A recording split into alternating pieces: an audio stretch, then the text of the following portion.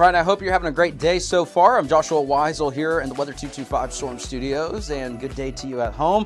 Let's step into this forecast and show you what we got going on for the remainder of today. We did bump up some of those temperatures compared to yesterday for this afternoon, as those temperatures anywhere from the lower to mid 90s, southwest Missouri, northwest Arkansas, mid upper 90s, even close to some triple digits in parts of Oklahoma and in the River Valley. Keep in mind, it's humid outside. It's very, very warm. If you stepped outside, almost feels kind of like a hair dryer, if you will.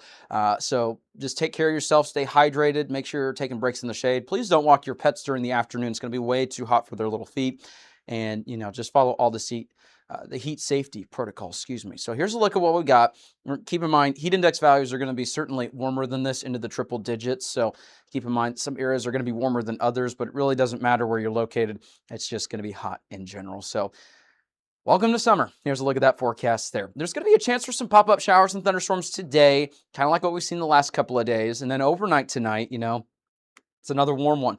Certainly warmer than some of the recent mornings we've had, with some of the lows into the 60s. We're going to be back into the upper 70s, even some lower 80s in some locations, potentially. Otherwise, mid-upper 70s are expected throughout the region. The good news is, at least in terms of that, we'll show you the Foghorns morning fog outlook. The ingredients aren't necessarily there for any sort of reduced visibility across the region. Here's a look at what we got with severe weather risk today. And keep in mind, no highlighted risk from either our algorithm or the Storm Prediction Center. And as you can see, not a whole lot to talk about today, but I do want to remind you that, because there's no highlighted risk for strong to severe storms today, it doesn't mean that there's not going to be storms in general or rain, as we certainly have some opportunities for some pop-up showers and thunderstorms. In fact, we've already seen some of the activity in our eastern and northeastern counties. But even though there's no highlighted risk, that doesn't mean that there won't be a couple of storms that start to push into stronger limits. Maybe hail between penny to quarter sized. Quarter size is going to be a little bit on the more rare occasion, as we're not expecting widespread severe weather, but there could be a couple of storms that they're loud, they're noisy, maybe some winds of 40 to 55 miles an hour, stuff along the lines with that. So we'll be mindful. Not everyone's going to see that activity. In fact, not everyone's going to see storms. But as you can see, there's a fair and equal opportunity for some of those random pop-ups throughout the day today. Some of those may produce some heavy rainfall, some lightning, maybe some gusty winds, and some sub-severe hail. So we'll keep an eye on that activity. Here's a look at what we got with the rainfall today. And keep in mind, activity is not going to move super fast. So with that being said, a couple tenths of an inch are expected with any rain activity. The other thing is, too, that slower activity, if it gets a little bit heavier, there may be some localized amounts of higher. So I think the highest amount that we could see in some areas is close to an inch, but widespread rain is not expected, and we're not expecting, the good news at least, not the rain totals with some of these storms that could be 3 to 4 inches, over the course of just 30 minutes to an hour, that type of deal. So it will be rainy in some locations. And like we said, the good news is, with all the heat and the humidity, there's not a whole lot of the ingredients for some of the dense fog to develop. So the Foghorns morning fog outlook, notice no issues in the River Valley, parts of southwest Missouri, northwest Arkansas, and northeast Oklahoma. Not really dealing with a whole lot there. So not a whole lot to talk about in general. Huge shout out to Foghorns. They're located in Springdale and in Fayetteville if you want to support them like they support us. And thank you so much for tuning in. And thank you so much to Foghorns for sponsoring our channel. It's an important segment for morning commuters. So make sure you tune in throughout the week. We'll have the latest on that with the Foghorns morning fog outlook. Again, they're located in Springdale and in Fayetteville. Be sure to support them. Here's a look at what we've got going on here too. Additional chances for some storms. We mentioned that we had some rain and thunderstorm activity that was anticipated in the forecast going forward, but tomorrow there's actually a day 2 risk that popped up early this morning. And again, we'll show you future scan radar. It doesn't look that impressive for widespread activity, but it just means that the ingredients are going to be a little bit more favorable, kind of like what we saw a couple days ago. We may not see widespread severe storms, but there could be a little bit more ingredients for them to work with. There could be more in terms of the potential for wind and hail, stuff along the lines there. Low end potential, that's the blue area that you see there for areas mostly to the north of I-40. That includes all of southwest Missouri, northwest Arkansas for the most part, and a large portion of northern northeast Oklahoma. But we're not done yet. We have additional chances coming up on Friday as well. And the main risks over the next several days are going to be mostly just the hail and the wind potential. There may be a very, very low end potential for a tornado. It's not necessarily zero, but it's not incredibly high either. So that's not going to be our main concern. This is mostly going to be those little pop-ups that, yeah, you start to get those ingredients a little bit more favorable for some wind, maybe some pockets of hail, And again, similar to what we got tomorrow, just a little bit southward compared to tomorrow. There's another low end risk for a large portion of Northwest Arkansas, if not all of Northwest Arkansas, Southwest Missouri, and parts of Northeast Oklahoma. So again, we'll keep an eye on it. And just a heads up, I'm not going to be able to do the wall-to-wall coverage. We do have automated alerts that I've set up on social media, so you can get the latest information there. Make sure that you follow me on Facebook or on Twitter/X. I can't keep up with what it's called anymore, but we got automated alerts there that will reach you, and you can make sure that you put post notifications to get those alerts too. There's also numerous apps out there. We don't have our app up and running just yet, but I'm not going to be biased. I'm going to just tell you based off of, what I use on a day-to-day basis. There's plenty of free apps out there, and I encourage you, the best thing to do, there's going to be a lot of people that say, just stick with our app, just stick with this.